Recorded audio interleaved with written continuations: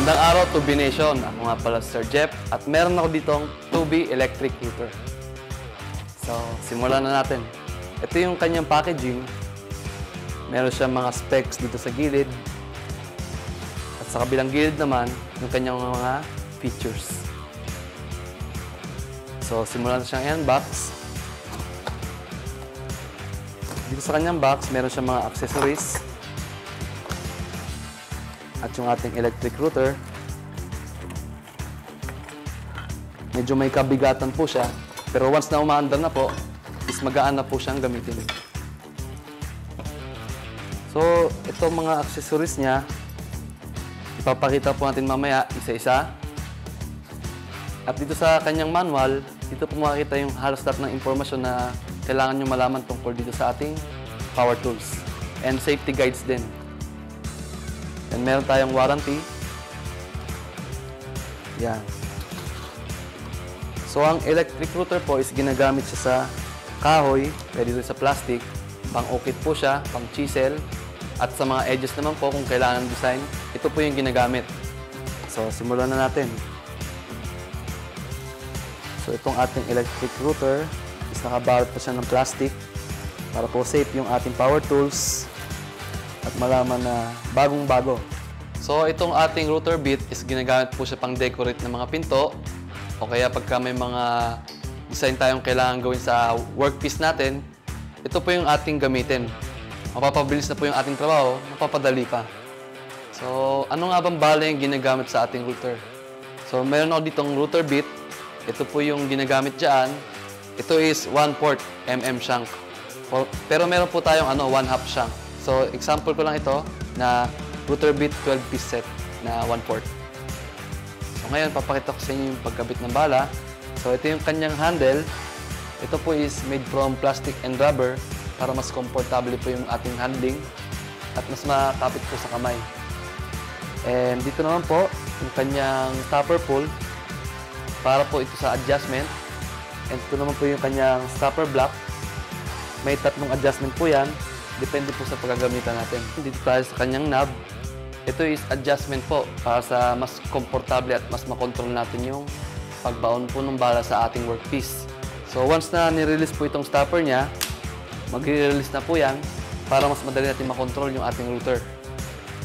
So dito, adjustment niya, kung gaano po kataas yung angat niyo po. And dito yung kanyang sa stopper, kung gaano po kababa yung kanyang pipigilan. So yan. So ngayon po, yung dito sa gilid na side niya is yung power button. Yan. So dito tayo sa kanyang accessories. Ito po yung kanyang deflector para po sa mga talsik ng ating wood piece. Ito po yung nag-deflect. Dito po nilalagay yan sa nuts na ito. So yan, i-install lang natin. And meron tayo dito mga guide para po dito sa kanyang guide pole. Ito po siya nilalagay. Ito pong hawak ko ngayon is yung roller para po sa mga circle motion na workpiece natin. Ito po yung ginagamit.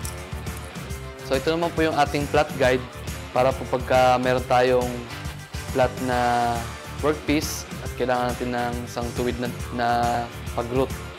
Next naman, yung pagkabit natin itong guide, kukunin po natin itong guide pole. So dito po yan, i-insert, tsaka dito. So tatanggalin natin itong nuts niya. So kung natanggal na po natin yan, ipopwesto lang natin itong kanyang guide. Yan. So sa guide natin, depende po sa size na gusto nyo, sa distance niya. So ngayon, papakita ko lang kung paano siya ikabit. Lalagay lang natin dito sa kanyang pole slot para po sa guide. Ito po yung ating router bit.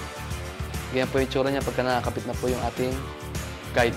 Papakita ko naman sa inyo ngayon kung paano ikabit yung kanyang router bit o yung bala niya. Ito po yung inilalagay sa ilalim.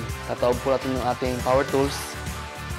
At yung gagamitin kong router bit ngayon is yung ating router bit 12-piece set.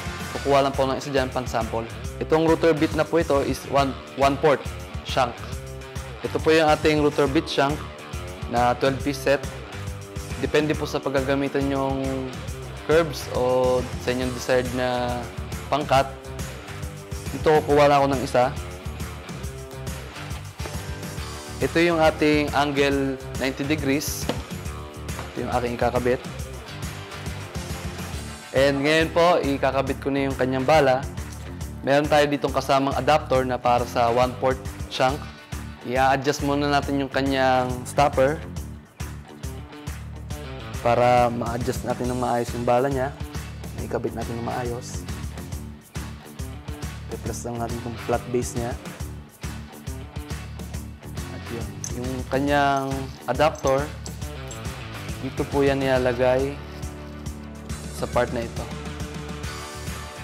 So dito ano natin siya, yung 1/4. Ito po yun. So gagamitin natin niya na tools para ma-i-adjust at maipasok yung ating bala. Sa pagkabit ng ating bala, meron po ditong lock button para po ma-lock natin yung bala niya in place. Ayan. So dito yung kanyang 1/4 siya. Insert lang yan. Kasi sa bala, madali lang siyang i-install ng kanyang router bit. Higpitan lang natin habang pinipress yung stopper button niya, lock button. Magamit tayo ng tools para humigpit yung bala. Yan. Okay. At ito naman ang kanyang template na accessories. Dito po yan nilalagay para po mas smooth yung ating paggawa at mas accurate. So, sa pag-install nito, yan. Meron ditong dalawang screw nuts. Gagamitan na siya ng positive screw. Luwagan lang po natin yan. Kabilaan. At saka natin i-insert itong template niya. So, once na hapit na siya, lock in place na natin. Hapitan natin yung nuts o yung kanyang screw. Ayan. At pag nakabit na po natin yung mga accessories niya, pwede natin siyang i-start. And bago pala tayo magkabit ng mga accessory, huwag natin kalimutan na i-unplug muna yung ating power tools para mas safe tayo. So, itong kanyang button, dito matatagpuan yan, yung on button. And pagka na-on nyo na po yan, kailangan i-full speed nyo muna bago nyo siya i-start ipag-router. So, meron siyang 22,000 rotation per minute. Mabilis na po yun sa pag-router. At meron siyang plunge capacity na 0 hanggang 60 mm.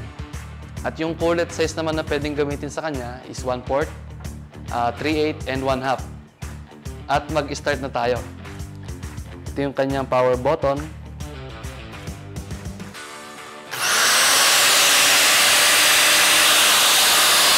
So, ayan po siya.